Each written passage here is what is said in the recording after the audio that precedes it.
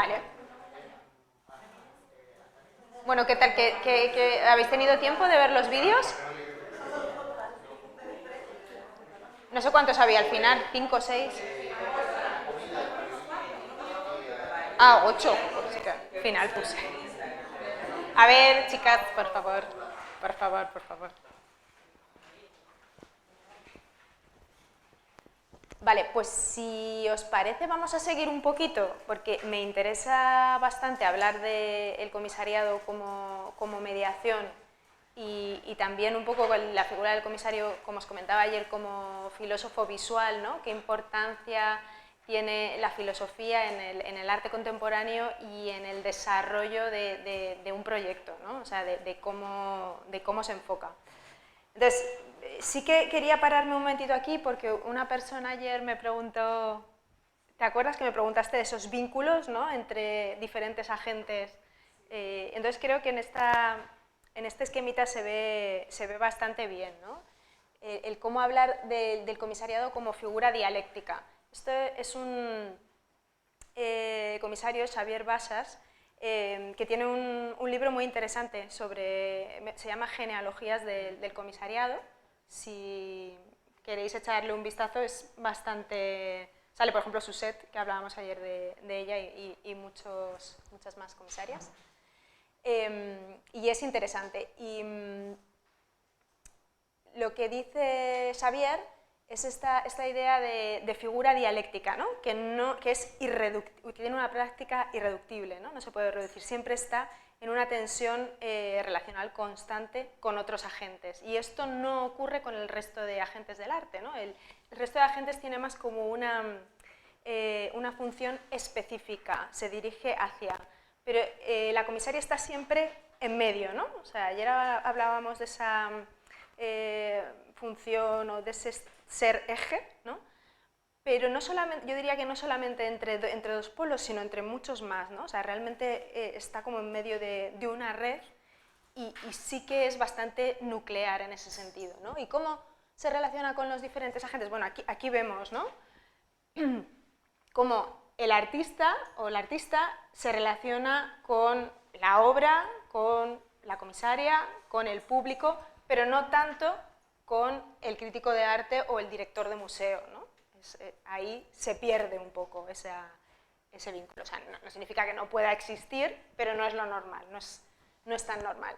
El público se relaciona con la obra, con la comisaria si da una visita guiada, pero es menos normal, o por lo menos, o sea, quiero decir, yo siempre he querido relacionarme con la artista, ¿no? Pero no es lo normal que el público intente ir a la inauguración para hablar con la artista, no es lo más... Se puede, o sea, esto es lo que está normalizado o a lo que tendemos, no significa que no pueda haber otras relaciones, ¿no? El crítico se relaciona más con la obra, investiga sobre el artista, también, bueno, a veces con el director, con el público, pero es una figura más solitaria, ¿no? No obligatorio, o sea, cada vez más sí que es verdad que los críticos, yo por ejemplo, siempre que hago una crítica intento no solamente ver la exposición, sino que si puede estar la artista mejor que mejor, ¿no? Pero no es obligatorio. El crítico en realidad tiene que sacar sus conclusiones de la obra y bueno, lo que quiera investigar, ¿no? Pero no tendría por qué hablar con la artista. El director de museo, pues con el comisario, con el público, poco con los artistas y con el crítico. El coleccionista, también esto está cambiando mucho, ¿no? Porque ahora cada vez hay más coleccionistas que quieren relacionarse con los y las artistas. Un ejemplo paradigmático, por ejemplo, es Antonio Lobo, que rara vez compra si no conoce a las artistas o los artistas. Además es un tipo de colección muy específica que es arte contemporáneo, conceptual, social, entonces a él como que le interesa realmente meterse en ese discurso y saber lo que está comprando, pero sabemos que muchos coleccionistas no lo hacen, ¿no? De hecho, también ocurrirían ciertos desencuentros, muchos coleccionistas a lo mejor han dicho luego, ¿por qué conocía al artista, ¿no? Con lo que me gustaba la obra? Esto puede ocurrir. Y, bueno, pues el galerista, con artista, por supuesto, con el público, con el coleccionista, pero no tanto con el crítico o el director de museo. Entonces, bueno,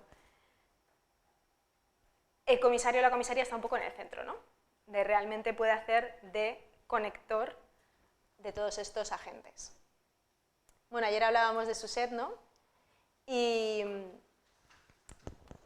de cómo ella, sobre todo, pone énfasis en la investigación del objeto de estudio, ¿no? Y en la exposición como esa instrumentalización de los modos de ver a través de, precisamente, la exposición, ¿no? De cómo puede cambiar un discurso, bueno, pues o sea, realmente podemos contar lo que queramos a través de esas obras, ¿no? Entonces, hay que tener un discurso comprometido y consciente, pero evidentemente se puede instrumentalizar. Aquí ella está hablando, desde luego, con un sentido positivo, ¿no? O sea, porque instrumentalización tiene como esa carga muy negativa, pero no, aquí simplemente es como un hecho objetivo de lo que ocurre. Aquí os he puesto un ejemplo de Lynn Hersman, de una exposición que se hizo en el K2M. No es que la comisaria era Suzette ni nada, la he puesto simplemente como ejemplo para ver cómo una obra que está enmarcada en los años 70 se puede traer al presente para hablar de un tipo de obra antipatriarcal, feminista, transversal, que está tratando temas de cuerpo, temas biográficos, que está implicada en el contexto, ¿no? A lo que voy es como esa misma obra, bueno, para empezar, en su momento ni se exponía, ¿no? Pero traída en el presente y enmarcada en un contexto y bajo un discurso que además, bueno, pues como no sé si conocéis un poco el tipo de exposiciones y de propuestas que se hacen en el K2M, pero son muy transfeministas, transversales. Entonces, ¿cómo puede cambiar una obra, ¿no? Según la comisaria que la esté llevando a exposición, según dónde esté, en qué institución esté ubicada, y en ese sentido sí que, bueno, pues instrumentalizamos modos de ver. Quería aquí deciros una cosita más que tenía por aquí.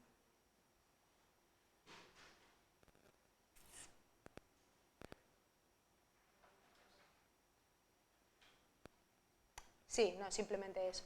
Una praxis situada que necesita negociar esas políticas de visibilidad y las relaciones sociales del lugar donde acontece y del momento histórico en el que se interviene. Voy a pasar un poco porque es que si no, no vamos a llegar a donde... Y son más definiciones del comisariado. Voy a ir simplemente a lo que me interesa.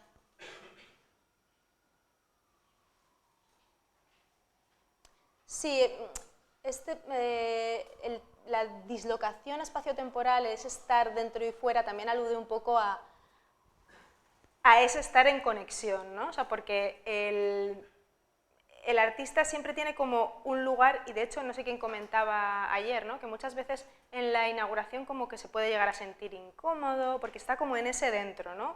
Y forma más parte de la obra, del proceso, pero la comisaria tiene que estar siempre dentro y fuera. Tiene que haber un momento de dislocación en el sentido de que sí, ha estado escuchando la obra, está escuchando al artista, pero tiene también que saber trasladar eso y estar todo el tiempo en contacto con el público, en contacto con quien viene a interesarse por la exposición.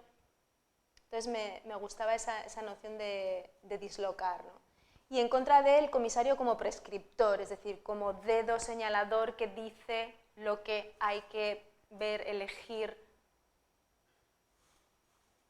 Oriol Fontdevila es un comisario crítico, teórico, a mí me gusta mucho y tiene un libro en el que, bueno, que lo que os voy a contar ahora un poquito sobre la mediación se basa mucho en su libro, que es El arte de la mediación, y os lo recomiendo vivamente. Es un poco a caballo entre la teoría del arte y la filosofía, ¿no? O sea, tiene un enfoque muy filosófico de cómo entender el comisariado como mediación. Huye del comisario autor, se centra en esa negociación y en ese generar un pensamiento heterogéneo en el museo. Bien. Bueno, aquí es donde quería poner ese énfasis, ¿no? Un poco en esa idea de filósofo visual y de mediador. Esto me lo voy a pasar un poco rápido porque es que si no, no vamos a llegar. O sea, intentaba un poco cómo hacer este vínculo entre arte y filosofía, como son dos prácticas que están muy vinculadas. Simplemente aquí voy a destacar la última frase, ¿no? El artista desea penetrar en la esencia de las cosas. Su intención, por tanto, es la misma que la del filósofo. Como él, el arte no reproduce, sino que hace visible. Esta idea me gusta mucho, ¿no? Y se ve muy bien ese vínculo. Luego, aparte, pues lo que comentábamos ayer, ¿no? Que estamos trabajando en el mundo de las ideas y ha habido un salto muy importante, ahora vamos a ver, ¿no? El papel que ha tenido la noción de estética kantiana, el papel y el peso en el sentido del lastre, ¿no? que puede conllevar por cómo seguimos entendiendo el arte como objeto bello, ¿no? ¿Y qué significa eso? Entonces, no, y estamos hablando de ideas materializadas. Os traigo esta obra de Eugenio Ampudia, que es una de las primeras que a mí me gusta especialmente porque habla de esto, ¿no? Se llama Mesa de Pensar, es su antigua mesa de arquitecto, él empezó arquitectura y no acabó, y es esa mesa por la que pasan siempre nubes, ¿no? Estableciendo una metáfora entre las nubes y los pensamientos. O esta, que es, la obra es, me parece que se llama La vida del artista.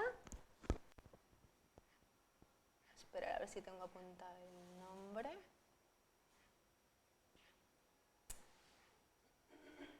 Bueno, no importa, pero al final, bueno, la obra consiste en esta instalación con un colchón en el suelo, una botella de agua, un papel y un lapicero con el que poder dibujar, ¿no? Y las sábanas haciéndose, es una proyección de las sábanas que se hacen y se deshacen continuamente, ¿no? Entonces, él habla de cómo es imposible separar vida y arte, ¿no? De cómo están totalmente imbricados y, bueno, o sea, su vida, su trabajo se mete en la cama, ¿no? O sea, en el sentido de que lo inunda todo, de que no hay una separación. Esto formaba parte de una exposición allá por el 2008 que se llamaba Solo una idea devoradora, ¿no? Y entonces, en este sentido, es como que, me gusta decir esto, ¿no? Que siempre pensamos en la estética como la filosofía del arte, ¿no? Y sin embargo, a mí me gustaría más hablar de una filosofía estética, ¿no? Como para trasladar el peso que tienen las ideas en el arte. Os traigo otra obra de Rubén Grillo, Non Olnes. Claro, ¿qué ocurre? Esta es una obra que presentó cuando ganó Generaciones. Bueno, Generaciones, sabéis, es un concurso, una convocatoria bastante importante, que suele suponer un hito en el currículum de las artistas, porque bueno, luego tiene bastante... es como muy... sí, tiene mucha difusión, vaya, y aparte que es un premio importante a nivel económico. Bueno, pues por ejemplo Rubén, yo cuando fui a ver esta edición, me acuerdo que iba buscando la obra de Rubén Grillo, a mí me gusta bastante, es un artista muy conceptual, bastante peculiar, y yo digo, bueno, y la obra de Rubén, o sea, tuve que preguntar como la chica de sala, y dice, no, es que son huellas digitales que están por toda la sala, ¿no? Tanto por la sala como por las obras de las otras artistas. Entonces, ¿qué ocurre, ¿no? cuando la obra ni siquiera se ve? O sea, es que ya ni siquiera estamos hablando de bonito o feo, ¿no? Sino de que no se ve, o sea, de que está hablando precisamente de los procesos de producción de masa, de cómo hoy en día es la individualidad, lo que entendemos como máximo paradigma de la individualidad, que sería la huella dactilar, también puede ser creada por las tecnologías, ¿no? Entonces, ¿hasta qué punto estamos llegando? Entonces, bueno, creo que esta idea, bueno, creo no, es de vincular tanto la obra de arte, o sea, esta cosa de, bueno, pero esto no es arte, supongo que ya sabéis de lo que os hablo, ¿no? Pero realmente, a ver, explícamelo. Y parece como que si algo no te gusta, no te produce una sensación placentera, ya como que esto no es arte, ¿no? ¿De dónde viene esto en realidad, ¿no? Estética. ¿Qué es algo estético? ¿Qué significa estética? Ahora os estoy preguntando. ¿Qué es la estética? Aparte, no, o sea, en plan del latín, ¿qué significa? Que ha estado reflexionando sobre el concepto de lo bello, la percepción de lo bello en la sociedad. Sí, en una palabra, o sea, es una palabra. ¿Estética significa? No. Es que no. Este es el problema, ¿no? Que pensamos muchas veces que estética es sinónimo de belleza y no lo es. No. Me encanta hacer esta pregunta porque es algo como, es una palabra que está en nuestro vocabulario y es verdad, es que como que no nos hemos parado a pensar qué significa, ¿no? ¿De dónde viene?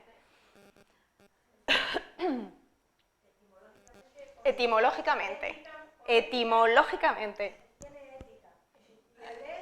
Es la conjugación del verbo. Bueno, significa percepción, sensación. Sensación. ¿Vale? Sensación. Bueno, esto lo hemos dicho, ¿no? Rama de la filosofía que estudia la esencia y la percepción de la belleza. Y, bueno, pues realmente tiene mucho peso cuando Kant escribe la crítica del juicio en el siglo XVIII, a finales del siglo XVIII. Entonces, bueno, aquí, esto es un pequeño esquemita que yo me he hecho, pero vamos a pasarlo muy rápido, porque solamente quiero que os quedéis con dos pinceladas, porque si nos metemos por aquí... Pero bueno, estética es esta finalidad sin fin, ¿no? Es decir, que no tiene una funcionalidad, un fin determinado, sino que simplemente es ese sentimiento puro que sentimos, ¿no? En este caso vamos a hablar de la obra de arte, ¿no? Frente a la obra de arte. Es un impulso contemplativo, que no necesita nada más, simplemente el hecho de contemplarlo, de quedarte extasiado, ¿no? Como viendo esa obra de arte, ¿no? El juicio estético, si continuamos, es eso que le gusta al sujeto desinteresadamente, es decir, sin mediar ningún otro tipo de interés externo, sino por lo que es, ¿no? Directamente nos fascina algo, ¿no? Nos gusta. Y es esa sensación que se siente al entrar en contacto, vamos a decir en este caso, con la obra de arte. De todas formas, Kant dice que este juicio estético es universal. Es curioso, ¿no? Porque en realidad, si fuera universal, todos tendríamos el mismo juicio, ¿no? Y lo cierto es que no sentimos lo mismo frente a los objetos. Pero, sobre todo, lo más importante es que la clave aquí es lo que el sujeto experimenta frente a la obra de arte. Ahí es donde está el peso, ¿vale? El espectador dice, bueno, esto no me interesa tanto, sino eso, o sea, estética, sensación o percepción. ¿Qué es lo que importa? Lo que importa es lo que percibe el sujeto que lo está percibiendo, ¿no? El impacto que tiene esa obra de arte en nosotros, en el espectador, ¿no? Entonces es como que se quita el peso de lo que realmente pueda llegar a significar esa obra, ¿no? Sino lo que importa es lo que siente el que la está viendo. Entonces, claro, en ese sentido es como que siempre estamos buscando que la obra nos provoque, que eso que contemplamos nos fascine, que sea placentero, que siempre, como yo, ¿no? Como lo que yo percibo, lo que yo disfruto, lo que... Y eso es un lastre que llega hasta hoy, porque si os dais cuenta... Hola. Seguimos, hay como una exigencia, ¿no? Una exigencia al arte. O, no sé, a mí cuando me dicen, pero es que no lo entiendo. Bueno, es que las matemáticas y la ciencia también tienes que estudiarlo para entenderlo, ¿no? O sea, nadie se plantea no tener que estudiar otras disciplinas, todo el mundo da por sentado. Sin embargo, con el arte parece que te tiene que venir ya simplemente eso que experimentas tiene que ser suficiente. Y en realidad es una exigencia que no... Yo... Es una cuestión educacional, porque al fin y al cabo es lo que se ha visto durante el Prado, por ejemplo. Si no ves, si entiendes lo figurativo, porque lo vas a entender, lo que ves en una obra figurativa, entiendes que hay un hombre, una mujer, un bodegón X, está acostumbrado a eso. Si le das algo un poco más complicado, tampoco se molesta. Bueno, tiene que ver con muchas cosas, ¿no? Efectivamente también tiene que ver con esa tradición figurativa, pero bueno, tiene mucho que ver con esto que estoy hablando, ¿no? Con esa noción de estética y de que el arte tiene que ser estético y que la estética es esa percepción, ¿no? Os voy a leer también una frase que tengo por aquí. Sí. Cuando hablamos de estética, va un poquito, no hablamos de apariencia. Sí, o sea, hablamos de lo que nos produce esa apariencia. Uh-huh. Sí, la sensación, el impacto que tiene. Os voy a leer un poquito unas frases. Sí, ¿no? O sea, repito, finalidad sin fin, es decir, independiente de cualquier concepto de utilidad, solo agrada por el hecho de ser como es. Este tipo de estética se constituye en una esfera desligada de otras situaciones humanas, aislada de alguna manera de lo racional y ligada a la sensibilidad pura.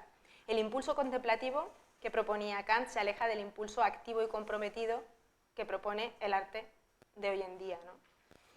Además, la belleza no es externa al sujeto, sino que surge en interacción con el sujeto que la experimenta. El espectador es quien decide si algo es bello al entrar en contacto con la obra. La actitud estética es la actitud del espectador. En tanto tradición filosófica y disciplina, la estética se vincula al arte y lo concibe desde la perspectiva del espectador, del consumidor del arte, que le exige al arte la así llamada experiencia estética. La estética se entiende como ese espacio desde el que pensar el arte que está enfocado a un pensar desde el afuera, por así decirlo, ¿no? ¿Cómo se va a relacionar esa obra con el espectador? Entonces, no se está poniendo tanta importancia en lo que es la obra en sí misma, ¿no? Sino que la actitud estética presupone la subordinación de la producción artística al consumo artístico. Por eso también está tan ligado con la burguesía y el gusto estético, ¿no? La importancia del gusto estético, que al final volvemos a lo mismo, ¿no? A esas sensaciones que produce. Entonces, bueno, esto os lo cuento porque no solamente por un poco ir al origen de la estética, ni mucho menos, sino también porque al irse separando el arte contemporáneo de esta idea de la estética, que está muy vinculada también a la idea de arte autónomo de la modernidad, también va a ir paralelo a no solamente al tipo de arte contemporáneo conceptual desmaterializado, sino también a unos modos de producción diferentes. Entonces, me gusta hacer poner un poco este esquema de cómo se hace esta transición desde una estética a la poética. Hay un libro que también os recomiendo de Boris Groys, se llama Volverse público, Going Public. Y uno de los capítulos habla de esto precisamente, ¿no? de esta transición, de cómo la actitud del espectador deja de ser lo más importante porque está habiendo un cambio, ¿no? Del espectador al productor. Y además el productor que hoy en día está como más al alcance de todos, porque claro, esa idea de arte autónomo, de la estética kantiana, también está ligada a la noción de genio, ¿no? Que solamente hay algunas personas dotadas de estas cualidades de genialidad para poder llegar a ser artistas, ¿no? Entonces, bueno, pues exige al arte la experiencia estética, importa lo que genera la obra fuera de sí misma, noción de genio, ¿no? Subordinación del producto artístico al consumo, ¿no? Al consumo, a la percepción, al que ve. Y la poética, sin embargo, vamos a hablar porque bueno, de nuevo, poesía, ¿de dónde viene? Si la estética es percepción, la poética creación, efectivamente, ¿no? Entonces, cambiamos de ese espectador, de ese esperar, de ese percibir, de ese que te llega en la sed, al producir, ¿no? A la creación, a la poética. Entonces, hablamos de un productor que además está interesado en la obra y en la existencia de la obra, que antes no era importante ese significado de la obra, sino lo que esa obra producía. Y ahora sí estamos interesados en ese significado, en ese proceso para llegar hasta la obra, ¿no? Y además, no es el resultado de fuerzas inconscientes cuasi naturales, ¿no? Como el genio, sino que hablamos de un sujeto responsable, de un artista responsable, con unas decisiones éticas y políticas de los que además está cargada esa obra, ¿no? Entonces, me gusta porque incluso en el texto de ayer, ay, que no sé si lo he cogido, ¿lo tenéis alguien, el texto de Juan Antonio? Hay una parte que también de alguna manera está hablando de esto. A ver si la encuentro, porque es que mi texto es diferente del vuestro, que el vuestro es de una revista y el mío es tal cual del curso, entonces no sé si... A ver si lo encuentro, es que me parece muy interesante. Buah, es que no sé si lo voy a encontrar. 25...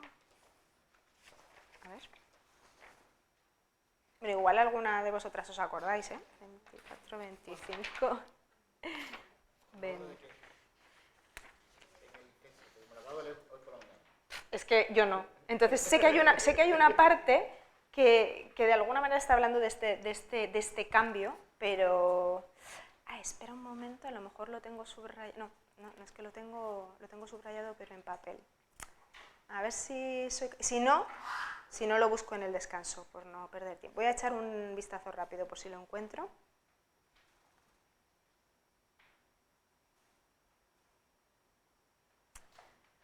La figura de curador...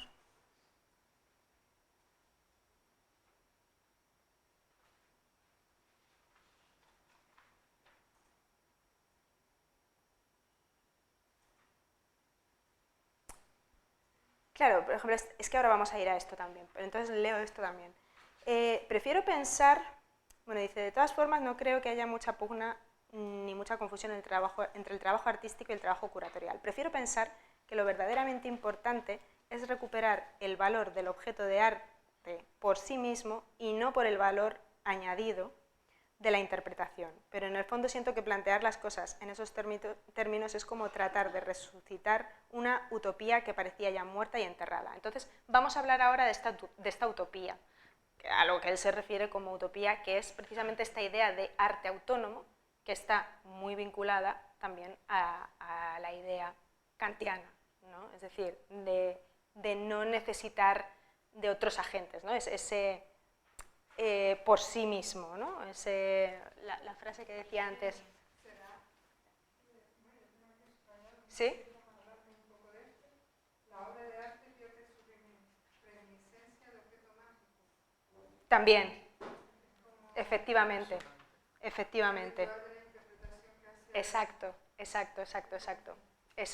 Y ahora vamos a ahondar un poquito más en esa idea de obra de arte, que es que esto me parece importante, o sea, no sé, a lo mejor os estáis preguntando por qué se va a estos conceptos filosóficos, pero realmente tienen un vínculo con la práctica, ¿vale? O sea, no lo estoy haciendo por meteros aquí un poco de teoría de dónde, no, sino porque esta idea de arte autónomo va a repercutir directamente en los dispositivos de exposición. O sea, es decir, el cubo blanco no deja de ser un dispositivo para hacernos creer en esta supuesta autonomía de la obra artística, ¿no? En un poder de inmediación que en realidad no es real o no tal y como nos lo han querido vender, ¿no? Como esta cosa de que al entrar en contacto con la obra de arte ya directamente se produce una conexión y no necesitamos nada más.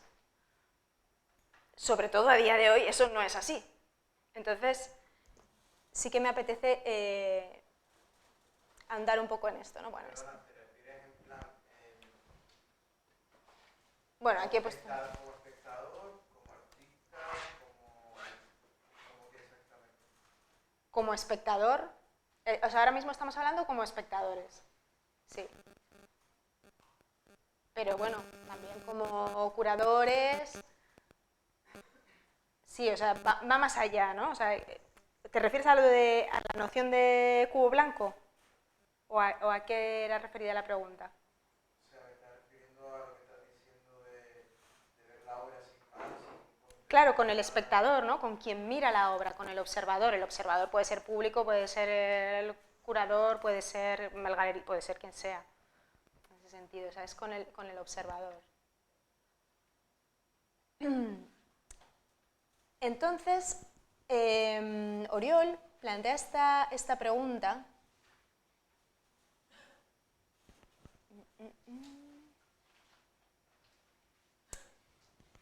Que es dónde encuentra el arte su capacidad disruptiva, ¿no? Su capacidad de cambio, de hacernos revolver, ¿no? de producir un giro, de que haya una transformación en nuestras mentes, ¿no? Esa capacidad disruptiva, dice, ¿es algo que le es inherente y existe al margen de las estructuras dadas? ¿O bien la disrupción concierne también a las infraestructuras, requiere de los vínculos? La mediación es el eslabón necesario para articular el paradigma posautónomo del arte. Es clave para superar la diatriba entre el arte por el arte y el posterior, el arte es lo que se dice que es arte. Esta es la polaridad, ¿no? O sea, tenemos por un lado la idea de arte autónomo, que es como el arte por el arte, o sea, es decir, una obra de arte tiene de alguna manera como un valor intrínseco que ya le hace tener este poder de no necesitar de nada más, sino de sí misma para provocar lo que provoca, ¿no? O sea, es como que tiene esa autonomía. O el otro polo, ¿no? Que es el arte posautónomo, que es la cosa de el arte es lo que se dice que es arte. Si yo digo que este urinario es arte, es arte. Si yo digo que esta escoba con el tal no sé qué es arte, ¿no? Es decir, el discurso hace el arte, el significado hace el arte, el productor de discurso, el comisario, el teórico. Entonces, de lo que trata en este libro, que como os digo es muy recomendable, es para leerlo despacito también, porque hay mucha teoría y complejiza además bastante bien sobre el tema. Pero la base es esta. ¿Cómo llegar a un equilibrio entre esa idea de arte autónomo y el arte relacionado con sus vínculos, con esas infraestructuras? Bueno, esta es una imagen de una exposición que se llama Art Artifacts y que él utiliza en el libro precisamente para hablar de esto. Lo que vemos en esa peana es una red perteneciente al pueblo Zande, que ha sido ubicada en el cubo blanco y en la peana y se convierte en arte. Estamos hablando, no sé si tengo aquí,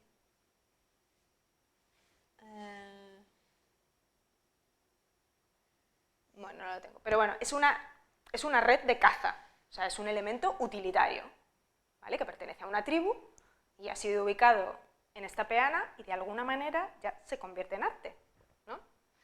Entonces, la exposición Artifact surge como respuesta a otra exposición que se llamó Primitivism, como primitivismo, donde se ponía a dialogar artistas occidentales con objetos africanos, ¿no? Entonces, estos objetos africanos se veían como eran influencias de las otras obras occidentales, no arte en sí mismo. Y aquí, como respuesta a eso, se proponen esos objetos como arte en sí mismo, no como algo que influencia al arte occidental, ¿no? Entonces, la comisaria, Susan Vogel, que es la comisaria de Artifact, da un paso más, ¿no? Planteando como arte esos mismos objetos y además invitando al crítico por excelencia del posmodernismo, que es Arthur Danto, a que escriba un texto sobre la exposición. Entonces, en el texto de la exposición Danto lo que hace es plantear una historia ficcionada sobre dos pueblos que son como el pot people y basket people, ¿no? O sea, uno es como el pueblo de las vasijas y el otro el de las cestas, ¿no? Entonces, planteaba algo así como que en uno de los pueblos las vasijas eran el objeto de adoración y las cestas pues eran simplemente un objeto utilitario, ¿qué tal? Y en el otro era justamente lo contrario, ¿no? O sea, las cestas eran como ese objeto de adoración y las vasijas era lo utilitario, ¿no? Entonces, ¿cómo dependiendo del significado que otorgamos a un objeto, cambia totalmente de lugar, ¿no? O sea, y él planteaba como esta disyuntiva de realmente no está tanto en el objeto, sino en la consideración que tenemos sobre ese objeto, ¿no? Entonces, claro, la comisaria realmente está haciendo este planteamiento del que hablábamos, ¿no? Por un lado, presenta este objeto como objeto minimalista, ensalzando la parte formal del objeto, y por otro lleva al extremo la idea de que es arte lo que se dice que es arte. O sea, que se está estableciendo esta polaridad, ¿sí?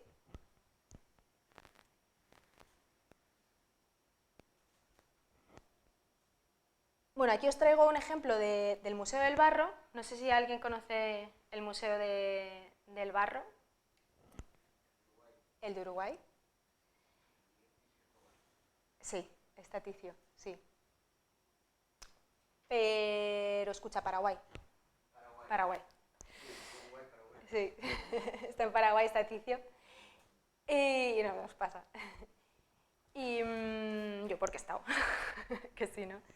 Bueno, pues precisamente a mí me flipó mucho ir allí porque lo que estáis viendo, o sea, es un museo de arte contemporáneo en el que se muestran objetos de tribus actuales que en otro lugar se presentarían como objetos artesanales, utilitarios, y sin embargo, bueno, la comisaria de la exposición, que en este caso hacía la visita, decía, no, claro, es que esto es lo que están haciendo los artistas de aquí, de las tribus, ahora. Entonces, es arte contemporáneo. ¿Por qué hacemos esa división, no? Es que es muy alucinante si lo piensas, ¿no? O sea, es como que ya aquí ya nos vamos a qué es arte, si es arte occidental, pasado por ciertos filtros, y esto es artesanía. ¿Dónde ponemos el límite? Vale, entonces, bueno, aquí muy rápido, ¿cómo diferenciaríamos ese arte autónomo del arte posmoderno, ¿no? Pues el arte autónomo, idea que va desde Kant hasta Rancière, es un arte que es gobernado por su propia ley, ¿no? Eso que decíamos de ese valor intrínseco a la obra. Se ha caracterizado por una suerte de suspensión, bien sea en la experiencia sensorial o en el entendimiento, ¿no? Suspensión en el sentido de este quedarse frente a algo y que no haya nada más, ¿no? Sino simplemente, y a ese estado de suspensión ayuda el cubo blanco. O sea, pensarlo, ¿no? O sea, es que casi tiene algo como religioso, como de iglesia. Otro libro que os recomiendo muchísimo es El cubo blanco, un libro que se llama The White Cube. Entonces, precisamente el teórico que escribe este libro empieza haciendo esa similitud con las iglesias, ¿no? Con cómo aislar ese objeto de adoración, el quitar de nuestra percepción todo aquello que sea superfluo, ¿no? O sea, que distraiga nuestra vista, dejar las paredes blancas, poner el objeto a una determinada altura, el que no se pueda... En un museo no puedes comer, no puedes besarte, casi no puedes ni hablar, ¿no? Es como todo contribuyendo a esa atmósfera en la que crees que ocurre, o sea, para facilitar ese vínculo, ¿no? Esa relación especial con la obra de arte, para al final estar nutriendo la idea de autonomía, cuando en realidad no hay nada más mediado que esto, ¿no? O sea, porque autonomía está muy vinculado a la idea de inmediación. Inmediación es cuando algo se está produciendo sin vínculos, sin que haya un intermediario. sino directamente, ¿no? Entonces, autonomía e inmediación. Y sin embargo, la idea, o sea, lo más reseñable es que la idea de inmediación es una construcción que requiere mediación. Es decir, no hay nada más intermediario que el cubo blanco. Entonces, sí, nosotros estamos consiguiendo esa sensación de supuesta inmediación a través de un intermediario, ¿no? De un dispositivo como es el cubo blanco. Entonces, bueno, la idea de que el poder disruptivo lo tiene el arte por sí mismo y la mediación cumple una función subsidiaria. En la fantasía moderna, la mediación podría incluso desaparecer.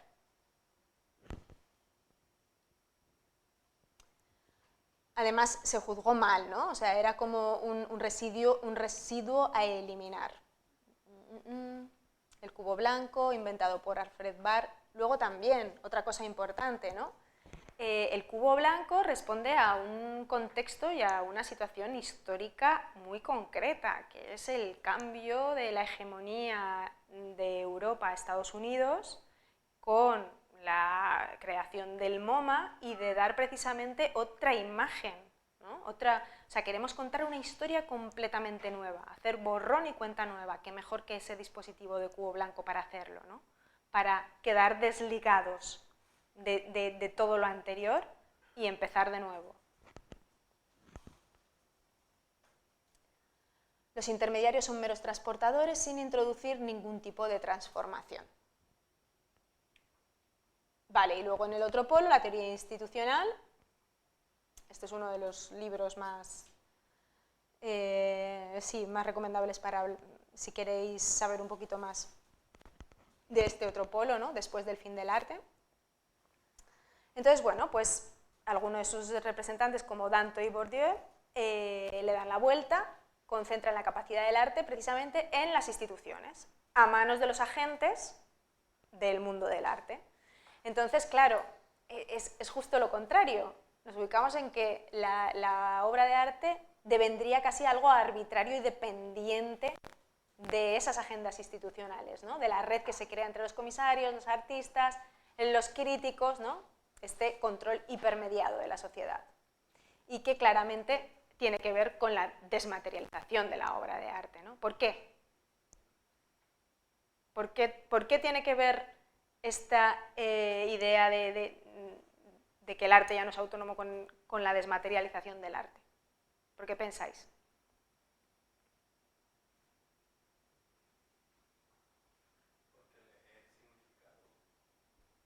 ¿Por qué lee? Porque es un significado, una idea. Claro, como, La obra física. claro, como cada vez esa desmaterialización significa que ya no hay algo que se sostenga por sí mismo, ¿no? O sea, necesita de explicaciones, necesita de visibilizar ciertos procesos, necesita, pues claro, es muy difícil que podamos hablar de un arte autónomo, ¿no? Como las grandes pinturas, las grandes obras de arte, todo eso, ¿dónde ha quedado? O sea, ¿qué sería el urinario de Duchamp sin todo lo que hay detrás, sin su parte teórica? ¿Dónde habría llegado? A ningún sitio, ¿no? Quiero decir, realmente el giro radical está aquí. No es que haya hecho nada especial, desde luego, a nivel matérico. O sea, ese urinario por sí mismo no... De hecho, aunque haya sido robado, la idea de los dos es perfecta. Totalmente, totalmente. Vamos a... Gracias, Omar. Gracias, Omar.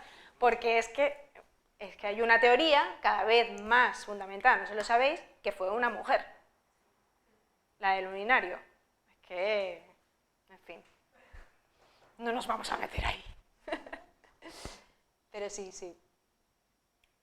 Pero según dicen, los dos estaban de acuerdo en mandarlo como la gran broma, ¿verdad? O sea, que no es un robo tal cual. Ya. No es como, o sea, sí hay una teoría muy radical que dice que efectivamente Duchamp lo robó y ya está, pero hay otra de eso todo de cartas, como que sí, venga, hazlo,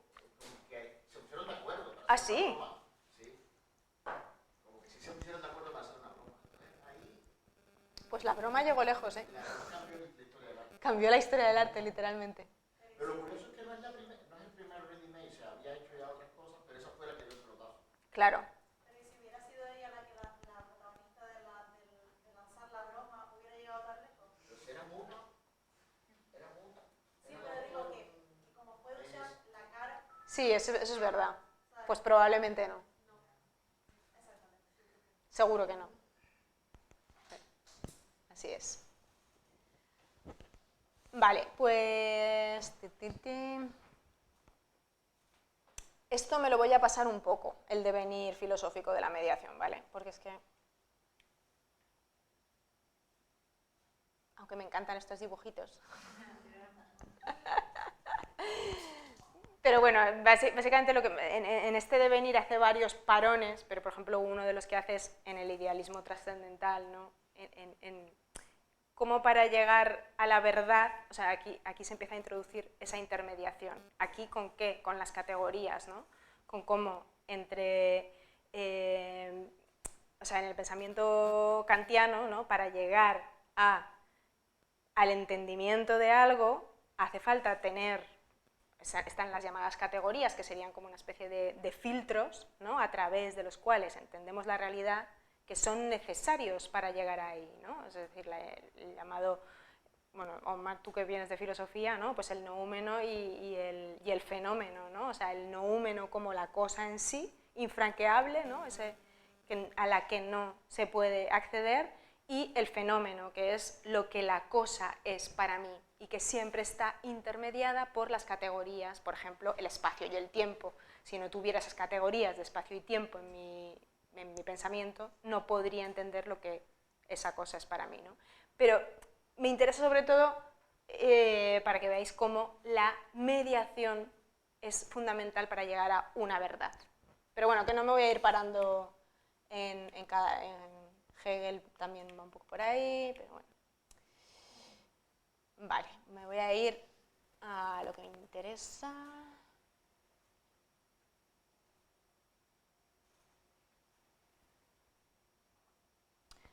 Entonces, bueno, la pregunta un poco final es esta, ¿no? Si cabe realmente la posibilidad de imaginar un arte que sea activo en las mediaciones y a la vez en la producción de la diferencia. Es decir, que pueda, por un lado, producir diferencia, cuando digo diferencia es disrupción, ¿no? Transformación por sí mismo, y al mismo tiempo estar vinculado a otros agentes, que yo creo que es en realidad donde queremos llegar, ¿no? O sea, como a ese punto medio en el que ni es una cosa ni es otra.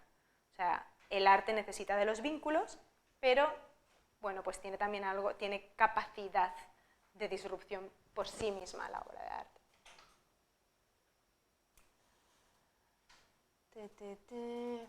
Aquí. Es una propuesta de alguna manera relacional, ¿no? Simplemente así. El concepto de agencia es un concepto más o menos reciente. Bastante reciente. Es la capacidad que tiene un actor de hacer algo en base a su contexto, ¿no? Sí, pero es completamente radical la idea de pensar que la palabra ciudadano o sujeto, que son palabras modernas, vamos a decir así, de pronto cuando un sujeto o ciudadano se convierte en agente, todo cambia. Y yo no había entendido. ¿Me lo explicó Suset? Hablando con Suset. Sí, fue ella. Sí, la verdad es que es una palabra como que está muy en boga, ¿no? O sea, como que ahora mismo se introduce mucho en los discursos intelectuales quién tiene agencia, si la obra de arte por sí misma tiene agencia, si no tiene agencia, si qué capacidad, ¿no? Pero bueno, al final es eso, ¿no? O sea, tiene mucho que ver con ese dónde estás situado y cómo te relacionas con lo que tienes alrededor, ¿no? Sí, de hecho yo no sé si tenía alguna definición así que me gustaba por aquí.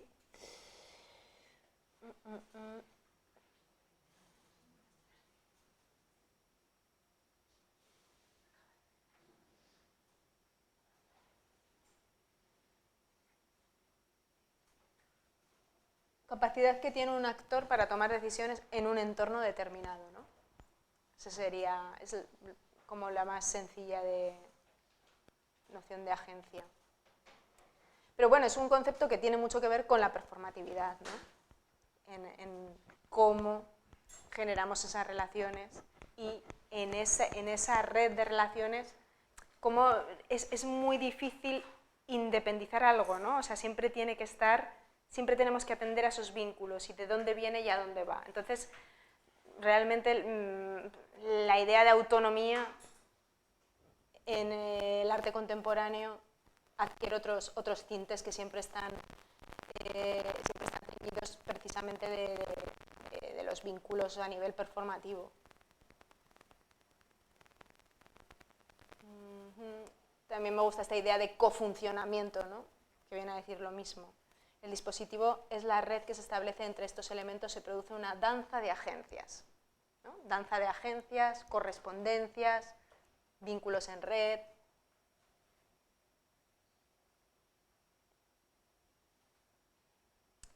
Y luego habla también de esta idea de zona de contacto, el lugar de la frontera donde se producen los choques e intercambios. Bajo esta perspectiva, ninguno de los agentes puede atribuirse el monopolio de la producción de la diferencia. Solo se podrá dar por medio de la relación entre la multiplicidad de agencias. Es una cuestión sujeta a la calidad de los vínculos. O sea, al final es de esos choques que se producen y lo que ocurre en esos choques, ¿no? en esos momentos de relación, ¿dónde se está generando la diferencia realmente? A mí me gusta, o sea, me quedo con esta idea, ¿no? Entonces, es que ¿quién...? Es este libro, El arte de la mediación. Sí, buenísimo. El arte de la mediación. Sí. Sí, muy bueno. De esta colección con Sony. Sí, está muy bien. La mayoría de los libros que Nerea está nombrando los tenemos en centro de documentación, porque algunos se los quieren llevar en préstamo. Ahora saco un poco de bibliografía de lo que tenemos. De todas formas, os puedo pasar un listado de bibliografía. Sí. Y, ¿Las presentaciones también puedes pasarlas? sí, bueno, tendría que retocarlas un poco. Os lo pasaré en un Word, porque las presentaciones lo veo como más personal, pero sí que en Word sí que os lo puedo pasar.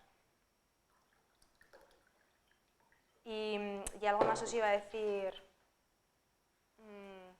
Bueno, que sí, que también os puedo pasar algunos libros que tengo en PDF directamente. Sí. De hecho, de esta colección os recomiendo otro. Bueno, toda la colección es buenísima, pero en concreto sobre comisariado, el de Martí Manent, súper recomendable. El de Salir de la exposición, si es que alguna vez habíamos entrado. Y hay uno último de Ángel Calvo Ulloa y Juan Canela, que no sé ahora mismo cómo se llama, sobre lo curatorial. ¿Es? La portada verde, exacto. También súper recomendable. Que es un poquito más actualizado. De hecho, creo que ese es el último así de comisariado más. Que incluye, además me gusta porque introduce el formato entrevista. O sea que tiene bastante que ver con el mítico de Ulrich Obrich de comisariado, que también os lo... ¿El qué? El segundo título del libro que dijiste sobre lo curatorial. Sobre lo curatorial. Juan Canela y Ángel Calvo Ulloa. Hay uno de J. Santos, el de... También, Latinoamérica. Ese también. También. Ese lo tengo a mitad, pero también lo tengo. Ese está muy bien también. Es más... Sí, y más centrado en Latinoamérica, en curadores latinoamericanos. Sí, bueno, todos son bastante teóricos, en realidad.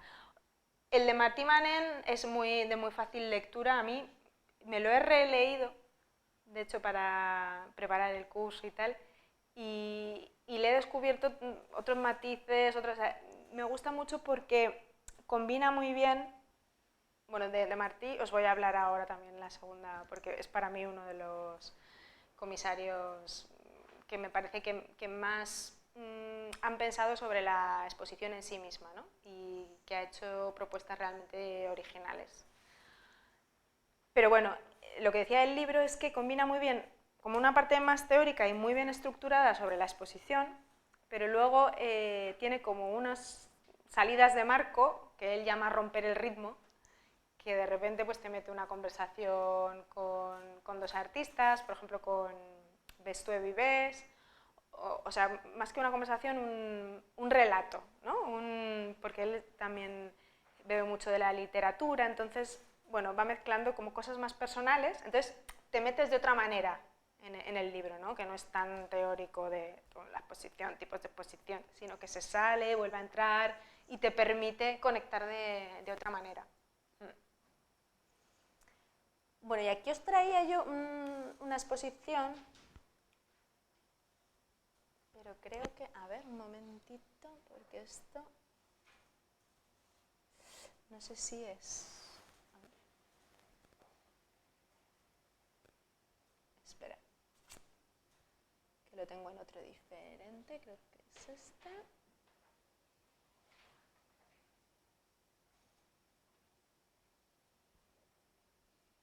Este es el primer, sí, este es el primer.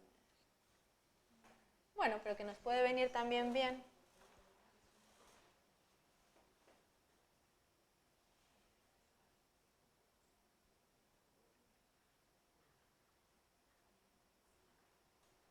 Esta es una exposición que hice en el Centre del Carmen y os la traía un poco porque es una exposición muy, bueno, hablábamos ayer de línea curatorial y de cómo la línea curatorial es un poco que se establece casi a posteriori, ¿no? No es que digas, yo quiero dedicarme, quiero hablar sobre feminismo, sobre cuestiones sociales o sobre política, o sea, sino que luego te das cuenta de que, bueno, al final pues las exposiciones es una misma, o sea, somos nosotras hablando desde nuestro lugar, desde nuestros intereses, entonces, aunque no quieras hacer una línea curatorial, de alguna manera te sale, ¿no? Entonces, yo sé que es verdad que en mis exposiciones he tendido a temas muy filosóficos, eso por un lado, y luego temas muy identitarios, ¿no? A lo mejor al principio, os voy a hablar también de una de mis primeras exposiciones para que veáis que me parece útil a la hora de estructurar un discurso.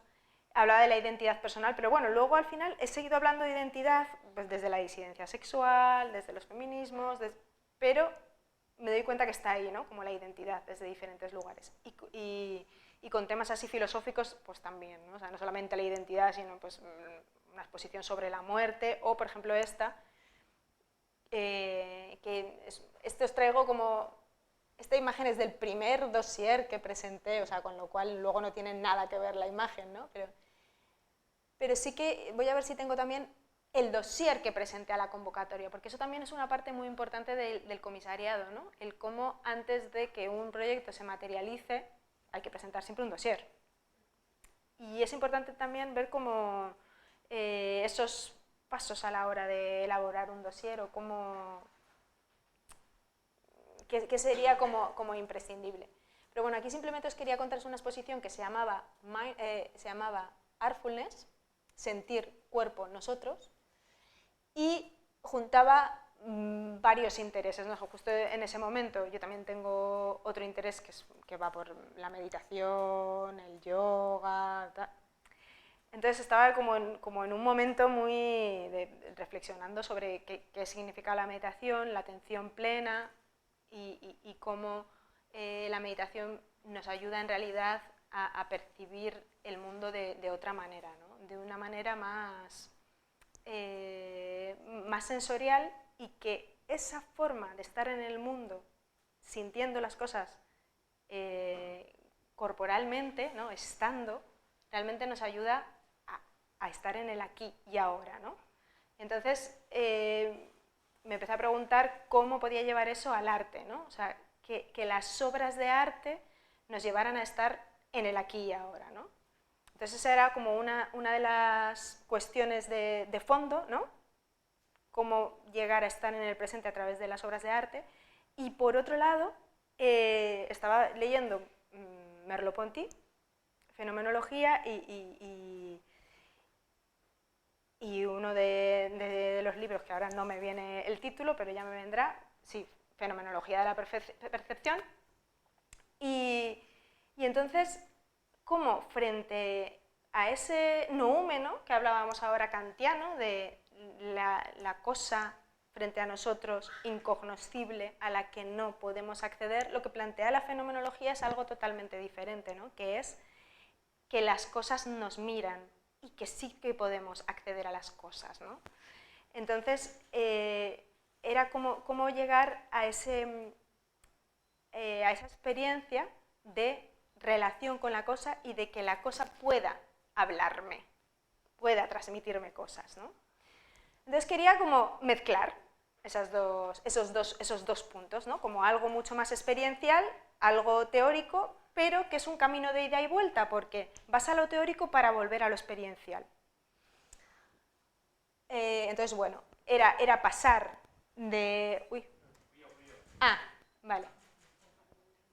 Era pasar de la filosofía de la conciencia a la filosofía del cuerpo, ¿no? O sea, la filosofía de la conciencia entendida como la filosofía más cartesiana, ¿no? De ubicar el cuerpo en un lugar y el pensamiento en otro, ¿no? De que el cuerpo siempre está supeditado al pensamiento, del pienso, luego existo, es decir, nuestra existencia se reduce al pensamiento, ¿no? Lo último a donde podemos ir es el pensamiento.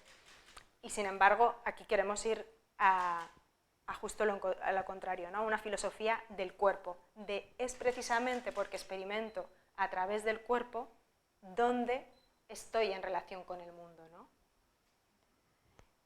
Vale, entonces... Es que me siento un poco...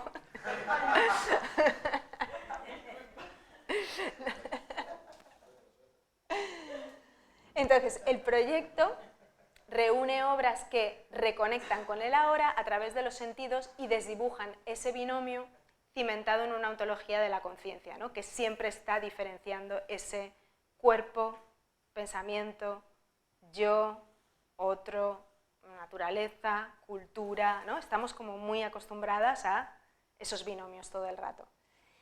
Entonces lo planteaba, y aquí os voy a enseñar un poco lo que yo presenté en esa convocatoria, para que veáis un poco el planteamiento que hice, aunque no creo que sea el dossier de convocatoria, porque no está el presupuesto, a ver.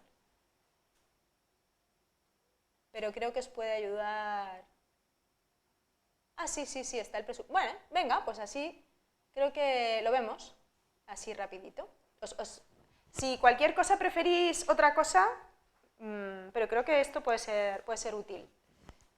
No solamente ver la parte más teórica, sino ver un poco... Entonces, en este caso, yo primero lo que planteaba era un primer texto que fuera catchy, ¿no? Que enganchara, que llamara la atención por algo, ¿no? O sea, en realidad, muchas veces ocurre que una exposición parte de una obra de arte. O sea, como que hay una obra que te encanta, que te interpela, que genera en ti ciertas preguntas, y es el eje alrededor del cual se articula toda la exposición. Y esto me pasó a mí, me ha pasado con varias exposiciones. Con esta en concreto fue una obra de Marta Fernández Calvo. Os lo leo rápidamente, ¿no? Marta Fernández Calvo correrá durante 2 horas en el Centre del Carmen, vacío. El objetivo es medir el espacio con el latido de su corazón y convertir los centímetros en pulsaciones. Se detendrá en varios puntos para tomarse el pulso. Cada medición corresponderá a una distancia recorrida en el edificio. Para la inauguración trabajará con un grupo de performers que representarán el número de pulsaciones que ella ha alcanzado en diferentes puntos del museo. La única instrucción que recibirán será alcanzar ese número de pulsaciones a través del recuerdo de una emoción, de algún tipo de esfuerzo físico, de una postura o de cualquier otro vehículo que consideren adecuado. Los performers podrán moverse por todo el espacio siempre que se tomen el pulso en el mismo punto en el que Fernández Calvo lo ha hecho días atrás. Durante 90 minutos, de forma intermitente, las pulsaciones de los performers se sincronizarán con las del artista, dando lugar a una experiencia artfulness. Se produce una identificación entre el arte, el sentir, la conciencia y la colectividad, una especie de alineamiento mágico en el que ella, la arquitectura y los visitantes coincidirán en una misma intensidad. Yo había visto esta performance en otro edificio, en otro contexto, y me fascinó, ¿no? O sea, yo cuando vi a todos estos performers intentando subir las pulsaciones, llegando a esas pulsaciones que el artista había llegado pues hace unos días, ¿no? Para intentar conseguir esa comunión con el edificio, ¿no? Porque, claro, es como acercarnos, en este caso, a la arquitectura desde otro lugar, ¿no? Normalmente un edificio se mide con planos, con centímetros, ¿no? Tienes todo perfectamente. ¿Y por qué estas mediciones y no otras, ¿no? ¿Y qué ocurre si medimos el edificio con las pulsaciones, ¿no? ¿Cómo acercarnos a una estructura desde el sentir? Entonces, para mí esto fue como desencadenante y a partir de aquí articulé el discurso en 3 bloques. Esto lo vais a ver, lo he hecho en 2 exposiciones, en esta y en la que os hablaré luego. Sí. Cuando te planteas el dossier, Sí. ya sabes dónde va a ir. ¿No? Quiero decir, no es un dossier que tú hagas para una exposición. Esto es para una convocatoria, con lo cual tú en la convocatoria normalmente te dan un presupuesto, te dicen la sala, o sea, puedes plantear, hay veces que es una convocatoria que puedes proponerlo para diferentes salas del museo. Yo en este caso era para una sala concreto, entonces ya tienes la sala. Pero claro, no es un proyecto. La pregunta sería, o sea, en el caso de ir a una institución o a una galería o a un, quiero decir, hay diferentes recomendaciones que haría Claro, desde el punto de vista de dónde poner el foco. por supuesto, del dossier. por supuesto, claro. O sea, por ejemplo, Y esta es para instituciones. sí, por supuesto, o sea, esta propuesta en una galería se come los mocos, porque aquí no vende nada. O sea, esta propuesta performativa a una galería no se la presentes, porque no, a no ser que sea, no, pero entonces ya no es una galería, es un espacio alternativo. Lo que pasa que ahora vamos a ver, esta es la obra que hay más performática, pero ahora vais a ver otras obras más materiales, a no ser que sea. Va para Glaston. Hombre, claro. Si no va a ser va para Glaston, sí, porque lo va a vender todo. La foto, el vídeo. Claro, totalmente. O si lo haces, sí, claro. Vale, entonces, luego ya este es como un textito más explicativo, o sea, el otro era, si queremos, más sugerente, ¿no? Y aquí ya es como algo sintético, explicativo, ¿no? De qué estamos hablando, ¿no? No os lo voy a leer entero, pero voy a ir a la parte más de el presente proyecto. O sea, lo primero es como una introducción, ¿no? ¿Dónde estamos? ¿Qué ocurre a día de hoy? Falta contacto con la gente, falta sentir el momento presente. Paradójicamente, además, hay como todos estos movimientos, hay como este auge del mindfulness, del yoga, de la respiración consciente, o sea que vivimos en una época acelerada, pero que paradójicamente está buscando, y por eso me hacía mucha gracia ayer con lo de parar, ¿no? Que yo precisamente lo que quería contar era esto, que necesitábamos parar para sentir y a partir de ahí enfrentar de otra manera las cosas, ¿no? Entonces, ¿cómo linko esto con la fenomenología, ¿no? Con lo que hablábamos antes? Pues el presente proyecto reúne obras que reconectan con el ahora a través de los sentidos y desdibujan los binomios cimentados en una ontología de la conciencia, como decíamos, interior-exterior, sujeto-objeto, yo-otro, a favor de una filosofía del cuerpo y del nosotros ligada a la fenomenología de Merleau-Ponty. El discurso se estructura de forma natural en 3 fases interrelacionadas y comunicantes. Las piezas que dan comienzo al recorrido se centran en la percepción como actividad propia de los sentidos que nos permite tener conciencia del mundo, evidenciando ese exterior-exterior, es decir, los sentidos, ¿no?, como puerta de acceso al mundo, o sea, cómo sentimos a través de los sentidos. Entonces, el primer bloque de obras, yo quería poner énfasis en esto, ¿no?, en obras que nos lleven a los sentidos, a lo sensorial, a ver cómo estamos sin querer continuamente estableciendo esta diferencia del exterior y el interior, como si el mundo de fuera no estuviera en nosotros, ¿no? Luego, las siguientes remiten al cuerpo como pliegue entre realidades erróneamente separadas y enfatizan la identificación entre ser y sentir. Vale, aquí me iba a obras que ponían de manifiesto el cuerpo como pliegue, es decir, como lugar de contacto en el que tú ves que algo exterior repercute directamente en tu cuerpo y se hace físico. Ahora lo vamos a ver, ¿vale? Lo vais a ver más claro con las obras. Y luego, finalmente, las obras que cierran el desarrollo discursivo evidencian la corporalidad como nexo de significaciones que nos trascienden, que van más allá y posibilitan pensarnos desde lo común. Es decir, porque yo experimento el mundo y porque tú experimentas el mundo y porque tú experimentas el mundo, podemos entendernos tú y yo y tener un nexo común y hablar del mundo que nos rodea porque los dos tenemos una experiencia similar. Entonces, esa experiencia con el mundo nos une como personas.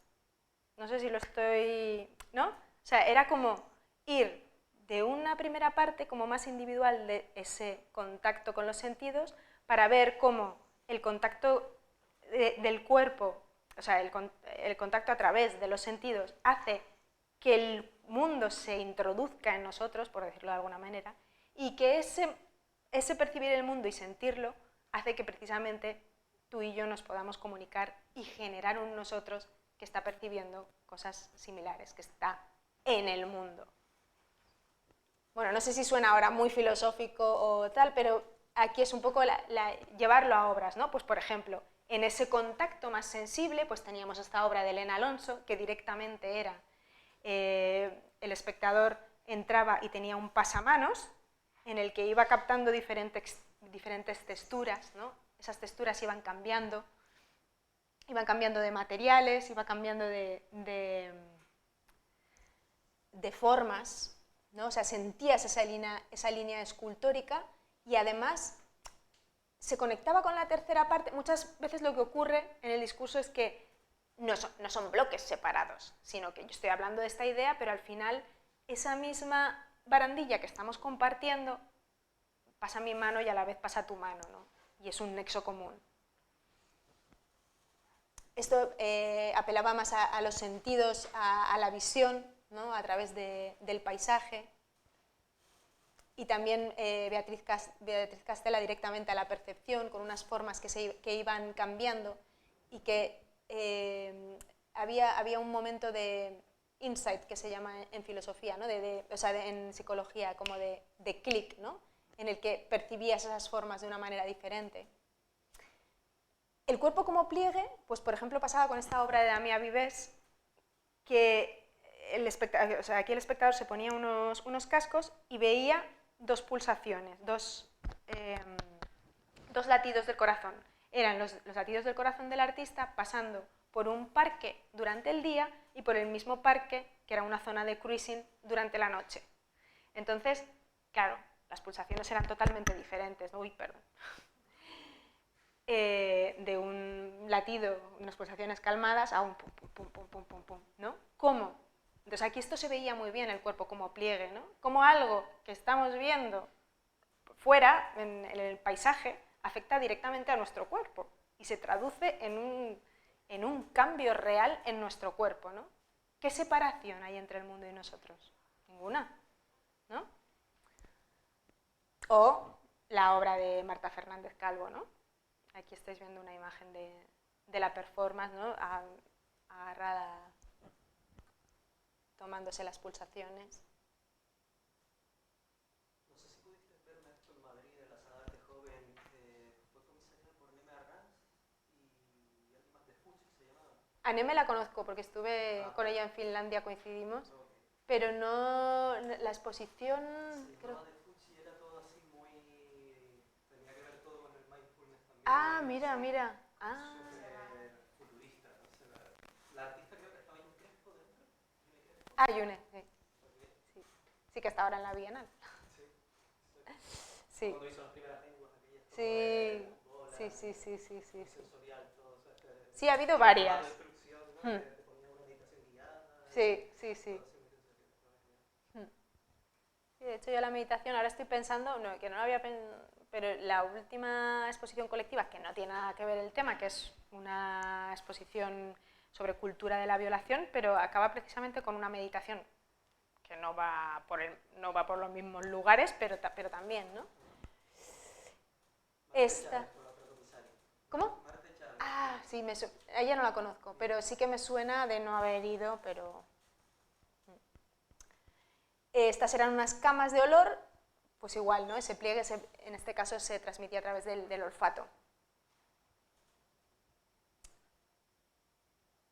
Y luego pues tendríamos como esta tercera parte, además justo eran 3 obras en cada parte, en la que aludía a esa conexión del nosotros, ¿no? En este caso era a través de una videoinstalación de Leonor Serrano, en la que los cuerpos se unían para generar un paisaje, para generar una montaña, para generar un río, a través de los movimientos coreográficos.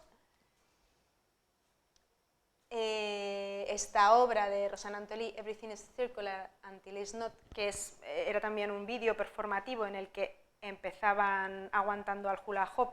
También, por ejemplo, aquí, lo que hablábamos ayer de las diferentes lecturas de la obra, ¿no? Esta yo me la quise llevar hacia un lugar, pero, por ejemplo, el significado más natural, digamos, de la obra de Rosanna, ella alude muchas veces al loop, a la idea del loop, al caerse y volverse a levantar, a Sísifo, a la resistencia, a qué ocurre cuando nos caemos, volvemos a levantar, qué significa.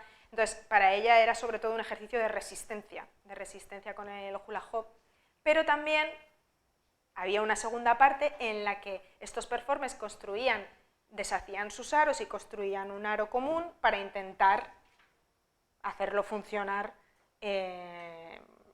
juntas, ¿no? Lo cual era bastante difícil. Pero bueno, era cómo construimos ese común y cómo nos damos cuenta, sobre todo, que en ese intento de que algo funcione, cualquier movimiento, por pequeño que sea, del otro es crucial para que funcione en el conjunto, ¿no? Bueno, claro, fijaos, aquí, como era una obra que estaba sin producir, yo hice aquí una cosa bastante cutre con Photoshop para intentar reproducir la instalación de Olaya Gómez, que os voy a enseñar en realidad cómo quedó, porque sí que la tengo aquí. Claro, todo eso era el dossier, pero luego estos son imágenes de la exposición real. Ah, no, miento, no lo son. No lo son. ¿Dónde está la buena? A ver, un momento.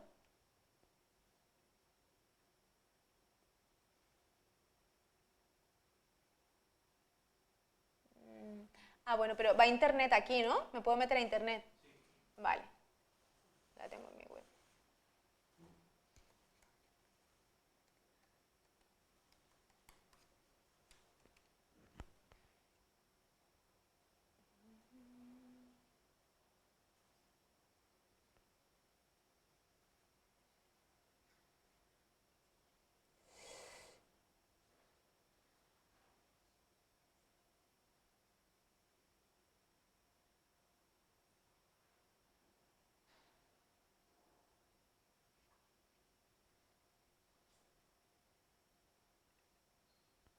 Vale, era esta, que en realidad es una imagen del curso que pasé para anunciar el curso, que era una instalación en la que veis, bueno, aquí solamente estáis viendo un lado, ¿no? Un lado está, bueno, a ver, la habitación, 2 interruptores, una bombilla gigante en el centro y a un lado están toda esta amalgama de cables de colores que representan toda esa diversidad y anclados a la luz. Y por el otro lado, un solo cable blanco, limpio, que alude a esa individualidad, ¿no? En la que solamente, bueno, pues eso, nos creemos que somos, por así decirlo, uno, y por otra, en realidad, no. Pero lo interesante era el mecanismo, que es que tú encendías de un lado y apagabas el otro,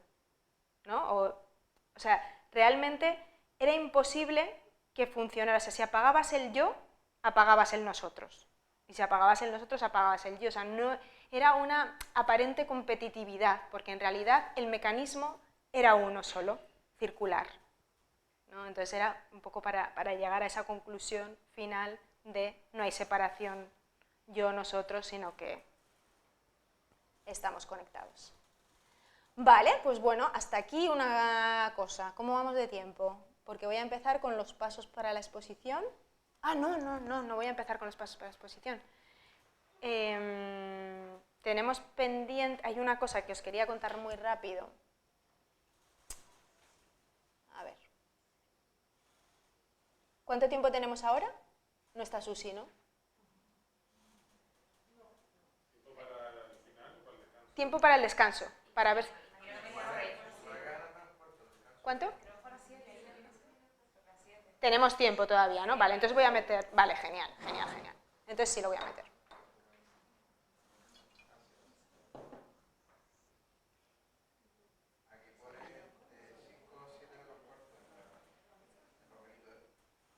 Vale, pero hoy lo haremos más cortito.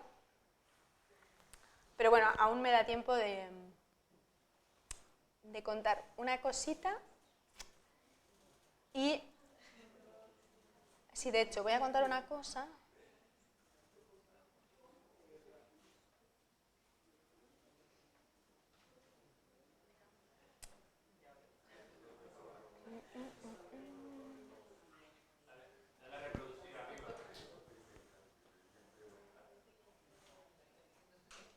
Vale. Quiero hablar un poco de esta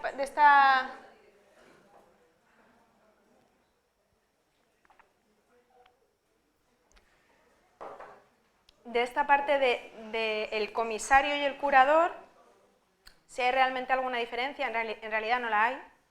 O sea, a nivel real de significado no hay una diferencia. Simplemente que curador se utiliza más en Latinoamérica y aquí utilizamos más comisario. Pero a mí sí me gusta por la connotación del cuidar, ¿no? Y para mí ese cuidar está muy ligado al escuchar, del que hablábamos ayer, y planteaba aquí un poco cómo podemos cuidar en todo el proceso, ¿no? ¿Cómo serían esos precuidados? ¿Cómo serían los cuidados en la exposición? ¿Cómo serían los cuidados durante la exposición y después de la exposición, ¿no?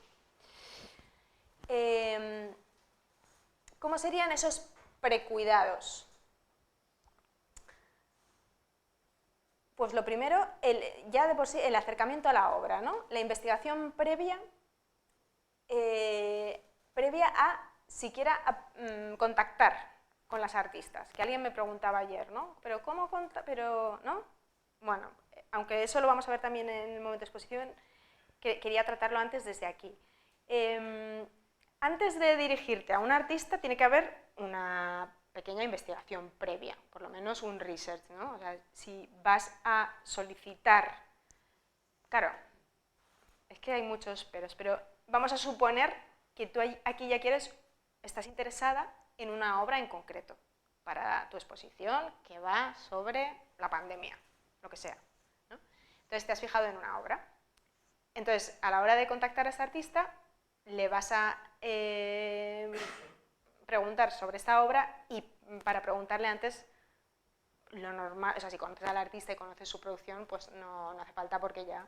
Pero si no, ver un poco cuál es su línea de trabajo, ver si realmente, o sea, porque tú ves una obra y dices, creo que va por aquí. Pero antes de decirle a ella, creo que va por aquí, a ella o a él, vete a su página web, ver en qué línea trabaja, que realmente, normalmente de qué suele hablar, mira a ver si sobre esa obra en concreto tiene información. Claro, eso es genial, si tiene ya información sobre esa obra en concreto, perfecto, pero no suele ser lo más habitual. Es como demasiado ideal. Pero sí que puedes muchas veces a lo mejor sí que hay textos de críticos, textos que han escrito sobre su obra, entonces pues ver un poquito, ¿no? E investigar antes de preguntarle si realmente encuentras que hay un vínculo. Sí.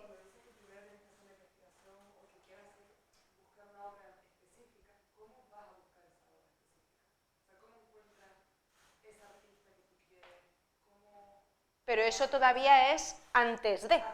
Antes de. Claro, pues sí, sí. Lo veremos ahora en la exposición, pero sí, pues básicamente hay dos opciones.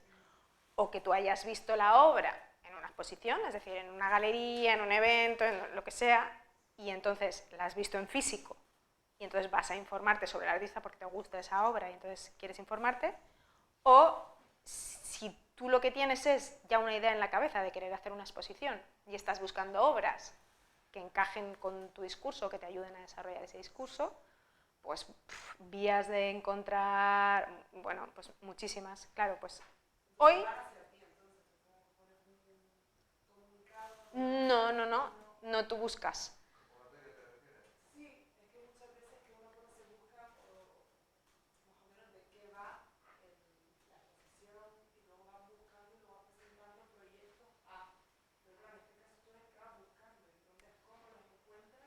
Claro. Claro. Claro, ahí está el trabajo difícil, en realidad. O sea, en realidad, claro, una cosa que no dijimos ayer y que es muy interesante también lo que estás diciendo, Comisario es un buscador de diamantes. Bueno, de diamantes o de lo que... sí, o sea, tienes que estar continuamente... Claro, en una de las definiciones que os he dado ahora que decía como prescriptor, o sea, desde luego un comisario tiene que estar atento a su alrededor y entendiendo circunspecto, ¿no? O sea, es de buscar alrededor, y con ese alrededor es que la gran labor es la de ver todo lo que puedas ver, asistir a todas las exposiciones que puedas asistir, estar continuamente... Claro, ahora han cambiado mucho. O sea, yo, por ejemplo, ahora una de mis principales fuentes es Instagram, en el sentido de que... Pero hay un camino de ida y vuelta, es decir, yo voy a una exposición y ahora ya lo que hago es directamente me quedo con las artistas que me gustan y las busco en Instagram, porque es como mucho más fácil. Y en Instagram me voy haciendo como, sabéis que se pueden hacer como colecciones, entonces pues yo tengo fotógrafas, feminismo, tiempo, perfor, ¿no? Y luego lo que voy haciendo es las que me han interesado, ir como metiéndolas a esas colecciones y voy haciendo sobre temas que me interesan, o a lo mejor pues tengo una colección de arco, otra de, pues eso también muy importante, o sea, ferias. En realidad las ferias es una fuente inabarcable, porque es imposible, ¿no? Pero bueno, con quedarte con 4 obras... Yo en realidad, cuando salgo a una feria, quedarme con 4 o 5 obras, como mucho, que me hayan interesado, pero no interesado de, ¡ay, qué bonito! No, sino siempre intento pararme en algunas obras, y cuando digo pararme es...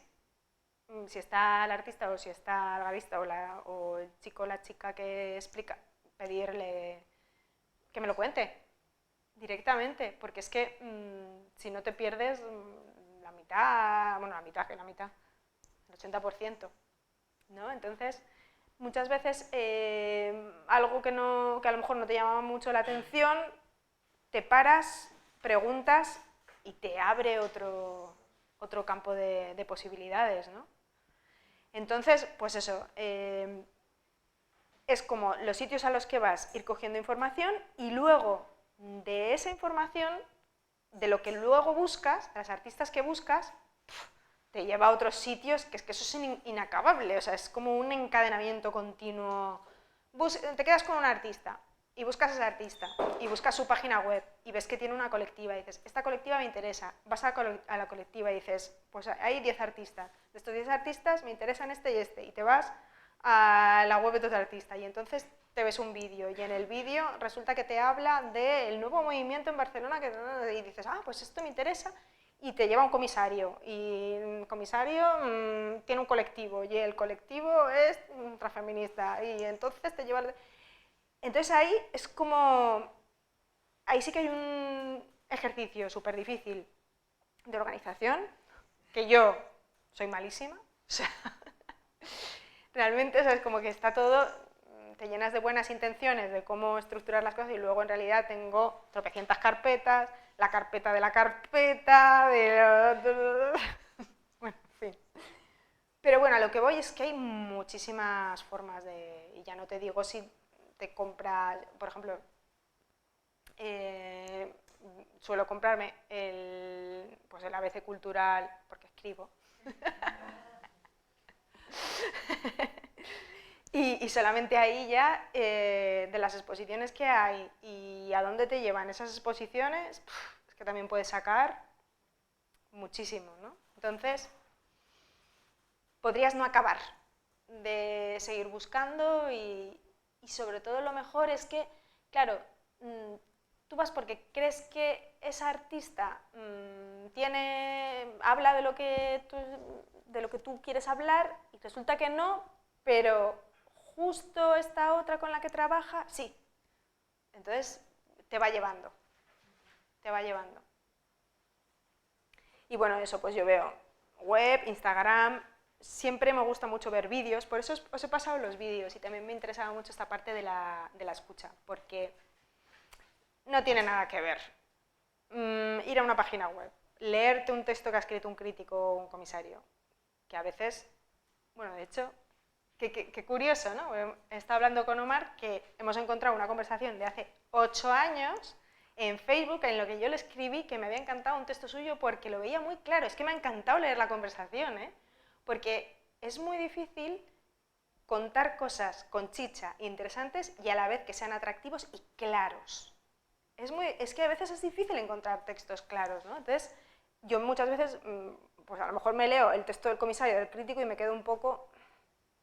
Entonces me gusta, también lo hablamos ayer, ¿no? Ir a la fuente, ir al artista, o sea, porque muchas veces te vas a estos vídeos que os he pasado, que me parece que son súper esclarecedores y que realmente, pues, cuentan, o sea, el statement, ¿no? Realmente cuáles son mis intereses. ¿Qué es lo que, por dónde voy? Y además es muy curioso porque muchos de estos vídeos, que ya las que conocemos a las artistas, les vemos ahí súper jovencillos, pero muchos tienen la misma línea. O sea, dices, jolín, han cambiado mucho en los procesos, en la materialización, tal, pero al final los intereses son muy parecidos. Entonces a mí me gusta ir a los vídeos y a las entrevistas que les hacen a las artistas. Exposiciones en las que han participado, vale. Forma de contactar. Primero, ¿a través de qué medio? Si no conoces al artista directamente, es mejor el email. Es como más formal, bien por email, pero también yo hay veces que no he encontrado el email y por Facebook he contactado muchísimas veces. Dependerá de cómo ya se relacione, lo que detectes, bien. Esto, claro, hay mucho de intuición, ¿no? Enseguida, simplemente en cómo tienen la web, cómo tienen Instagram, ya ves si puedes ir por un lado o por el otro. O sea, es tono profesional. ¿Qué le vas a decir en ese email? La información indispensable es presentación, quién eres, de dónde vienes, interés que tienes. Segundo, si te interesa una obra determinada para una exposición, explicar el discurso de la exposición brevemente, o sea, como en un parrafito. ¿Qué obra quieres exponer? ¿Por qué quieres exponerla? Preguntar la disponibilidad de esa obra. Y luego decir las fechas donde va a ser la exposición, los honorarios, súper importante ya en el primer email. O sea, es que invitaciones que te hacen, y esto ocurre con artistas y también te va a ocurrir a ti como comisaria. Invitaciones en las que te especifican todo y dices, ¿y los honorarios? O sea, es que eso en otros campos no ocurre. Hay que normalizar hablando de dinero. Total. Súper importante. ¿Y descanso si quieren? No, aguantan.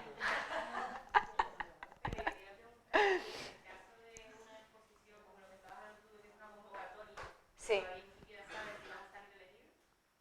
Claro, pues aquí dos fórmulas. Yo antes, al principio, siempre contactaba a todo el mundo y entonces explicaba que es una convocatoria, que como sabes es muy difícil que salga, Entonces, en caso de salir, porque tú ahí ya en la convocatoria ya tienes que haber pensado en los honorarios, en el montaje, ya tienes que tener el presupuesto. Entonces, ahí le dices, en caso de que salga, mi propuesta de honorarios son ta. Pero que sepas que esto puede... Y eso también ayuda, es decir, a la hora de que el artista tenga en cuenta, o sea, por ejemplo, si tú estás pensando en una obra que ya está producida, pues hombre, al artista un poco le da igual, ¿no? Porque si no sale, no pasa nada, lo tenía ahí producido. Otra cosa es que tú quieras que el artista produzca algo. Ahí realmente hasta que no salga la convocatoria, porque si no es hacerle perder tiempo y dinero y de todo.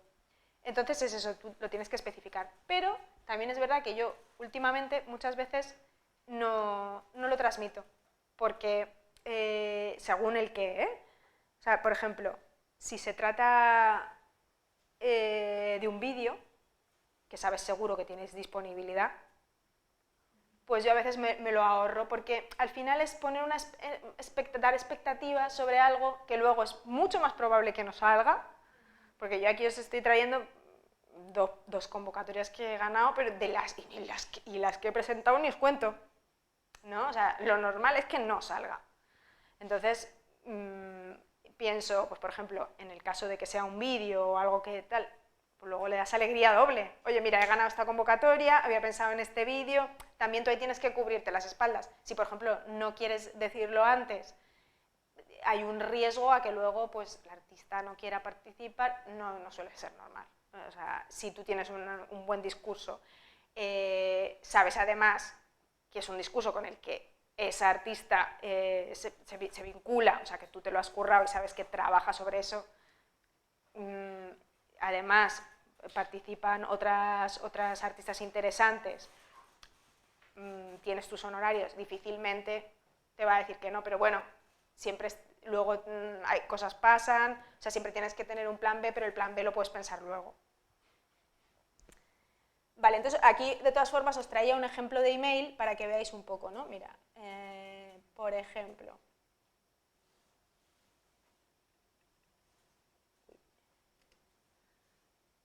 claro, luego también cambia mucho si conoces al artista, en este caso Nuria Güell, pues yo conocía ya a Nuria, ¿no? Entonces es diferente la aproximación que haces, pues bueno, como estás, te escribo porque presenté una propuesta expositiva para Casal Solleric en Palma, en la que estás incluida, les ha gustado mucho y quieren mostrarlo en abril. El proyecto titulado, ahora bien, segundo paso, exposición, ¿de qué va? El proyecto titulado El ojo desarmado aborda la cultura de la violación, pero desplazando el foco de atención de las víctimas para ponerlo en los perpetradores y el régimen que ampara la violencia. Como seguramente habrás deducido, me gustaría exponer la obra la Feria de las Flores. La fecha sería a finales de abril, pero todavía no me han concretado. Los honorarios serían 250 € por artista. Si te apetece participar, espero que sí, me gustaría reunirnos por Zoom lo antes posible, una vez que pasen estos días, para hablar de cómo exponerla y también para que me cuentes más sobre la obra de cara al texto curatorial. Dime cómo lo tienes, El resto de las artistas incluidas en la propuesta son Reina José Galindo, Olaya Gómez Valdecera, Cristina Lucas, ¿vale? Adjunto el abstract del proyecto para más información. ¿Vale? Luego, otra cuestión que hay aquí, que todavía no había llegado, pero está aquí, es en los cuidados en el proceso de gestación.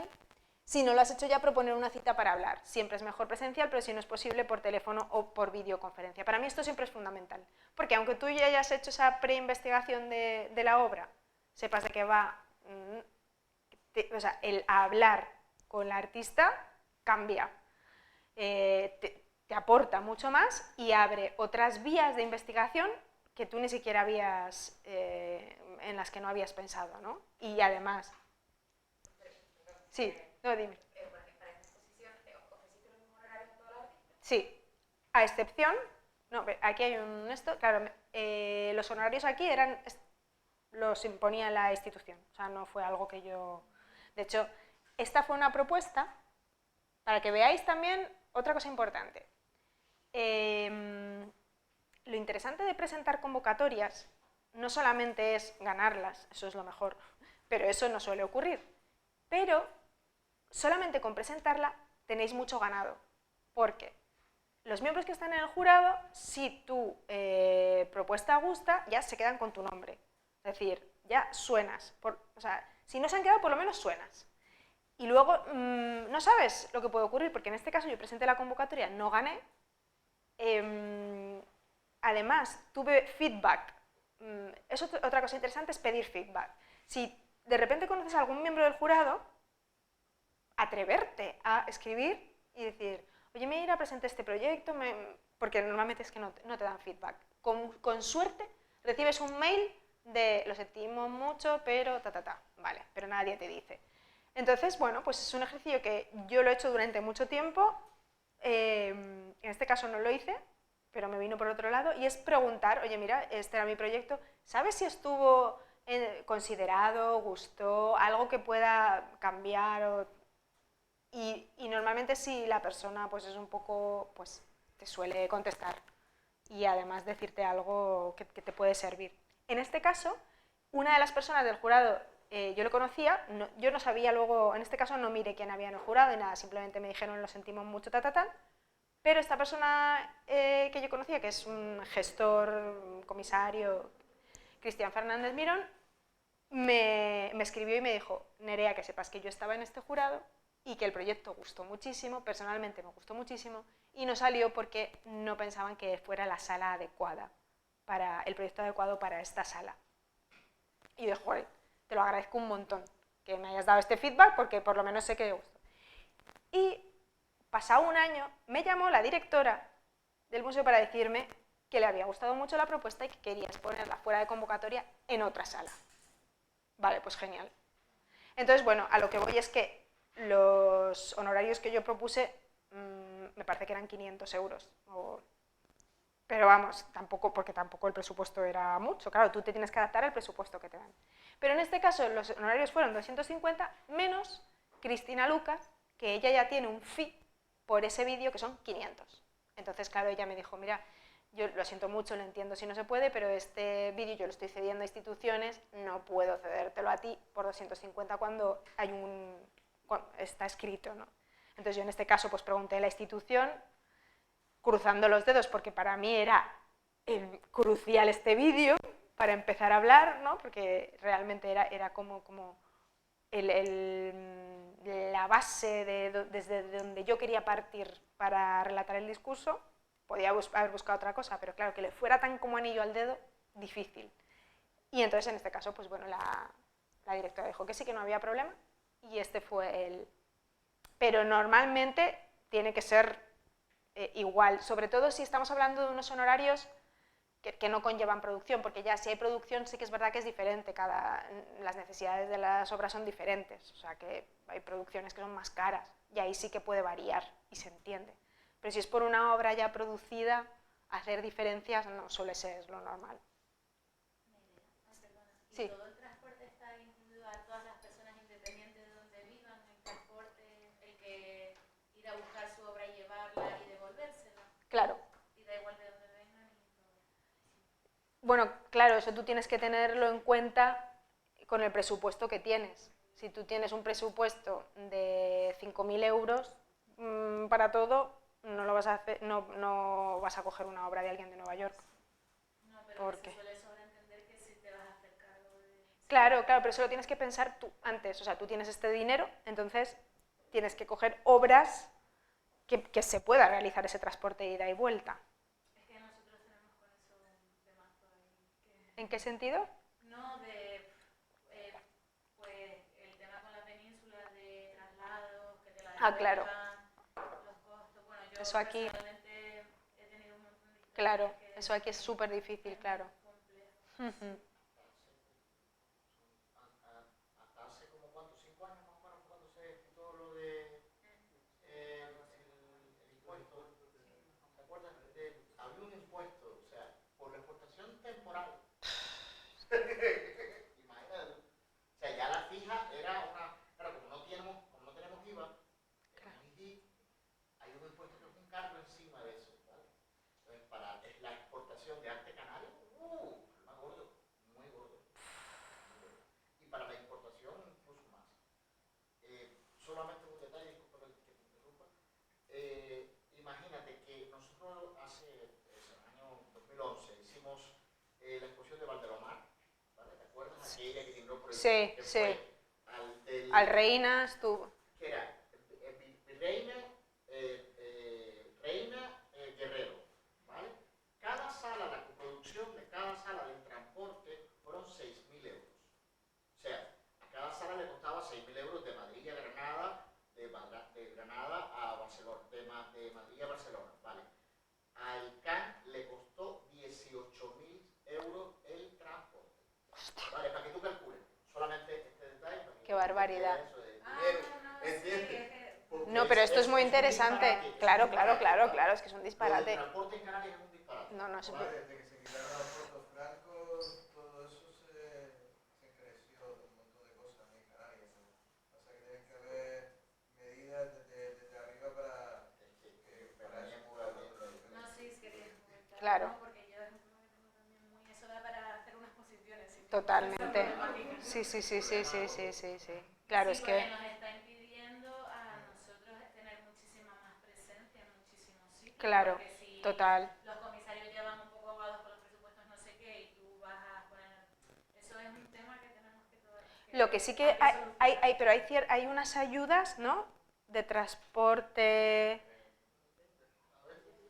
Porque eso, Romina algo me dijo de si quieres mover esta exposición, me pagan el transporte. No sé con qué ayuda. Te pagan el transporte, te pagan el billete y tal, pero eso tienes que tener Tienes que hacer también una mucha antelación también al proyecto. Ya. Y A veces mandan obras a concursos también. Ya, ya. Y No, desde solamente- luego. no solamente para llevar, sino también para traer a alguien de la península para acá, es un fastidio, porque o sea, está muy bien llevar a los canarios para la península, pero es que también estaría muy bien traer a más peninsulares Ya. para acá, gente joven, Ya. con el que se pueda hacer ese feedback y no se hace, no se puede. Es que es un handicap Fuera de la península. Si ya tremendo. pudiera ser Europa, Asia, estaría mucho mejor. Pues bueno, el tema del transporte, o sea, ya la exposición, como estáis pudiendo intuir, es súper caro una exposición, producir una exposición, es que, bueno, ahora ya, después del descanso ya os contaré mi experiencia con la primera exposición, ¿no? Pero vamos a acabar esto muy rápido. Vale, luego durante esa conversación, siempre escuchar, tomar notas, grabar la conversación, siempre, ¿te importa que grabe? A mí, por ejemplo, eso me ayuda mucho, ¿no? Porque me permite estar en la conversación sin tenerme que preocupar por tomar notas y estás mucho más atenta que si tienes que estar tomando notas, ¿qué tal? Que yo muchas veces esa conversación grabada ni la escucho, pero sé que está ahí. Entonces, que si se me ha olvidado algo, pues bueno. Bien, Claro, yo al principio me preparaba a esas entrevistas. O sea, antes de hablar con entrevistas siempre era como, a ver, ¿qué quiero preguntar exactamente? ¿No? Como ir al grano y sacar lo máximo que pueda, también para no quitar mucho tiempo, ¿no? A las otras personas. No solo en la obra, propone una conversación, bueno, luego puedes proponer una segunda conversación, pero ya una vez que has establecido esa primera ya está el vínculo y puede haber pequeños, de repente una pregunta, un día, oye, mira, esto que me dijiste, ¿qué tal? Ya estás como en conexión. Luego también es muy importante ya plantear ciertas especificidades del montaje, sobre todo si, por ejemplo, se trata de una instalación, un vídeo, si es multicanal, bien, o sea, cosas como más técnicas. Le tienes que, ya hay en una de esas conversaciones, la información que requieras para el catálogo y para prensa, básicamente pues una ficha técnica, imágenes en alta resolución. Y luego ya serían cuidados durante la exposición y después de la exposición. Durante la exposición, bueno, pues si se puede invitar a las artistas a la inauguración, mejor que mejor. Si pueden estar en la visita guiada, como decía ayer, mejor que mejor. Si en esas actividades paralelas, mesas redondas, siempre intentar incluir a las artistas.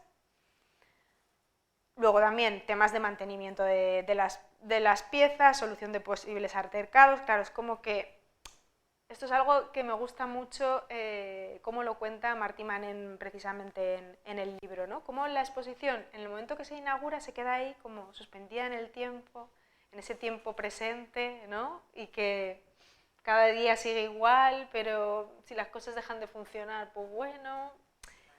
Y es verdad, o sea, es como que una vez inaugurada se ha pasado toda la parte, por así decirlo, activa e importante y luego se queda ahí. Y eso hay que pensar otras fórmulas, ¿no? Para que no ocurra. Bien, seguimiento de los pagos, muy importante también, ¿no? Que esto, bueno, o sea, ¿no os podéis imaginar para cobrar esos 250 euros? Mierda, la cantidad de... Bueno, uno de los artistas era internacional, Sohazari, que él estaba en Nueva York, pero era un vídeo. Pero bueno, yo no sé qué burocracia de papeles que tenía que presentar, que no podía. Bueno, al final la directora se lo ha pagado de su bolsillo directamente porque era tan complicado que ha sido como, mira, paso de follones tal por la cantidad de papeleos. En fin, entonces, bueno, que es importante eso también, ¿no? Decir, ¿te han pagado? ¿No? Después de la exposición, pues luego ya queda algo como mucho más personal, ¿no? De intentar hacer, o sea, si la artista, claro, aquí también cambia mucho, si es una colectiva o si es una individual. Si es una individual, has establecido un vínculo mucho más fuerte, el seguimiento va a ser mucho más continuado y real y además seguramente pasas a tener una relación personal, ¿no? Y bueno, pues si te ha gustado el trabajo de esa artista, el cómo has trabajado con ella, tal, pues bueno, siempre estás abierta ya a otras posibles propuestas de colaboración, o sea que ya se queda en tu radar de realmente entiendes las formas de trabajo del artista y su discurso, ¿no? A nivel más global. Ahora sí hacemos el descanso, ¿vale? Y luego ya empezamos con la exposición. O bueno, claro, me tenéis que contar un poco, bueno, ahora veo qué hacemos primero. El pequeño ejercicio ese.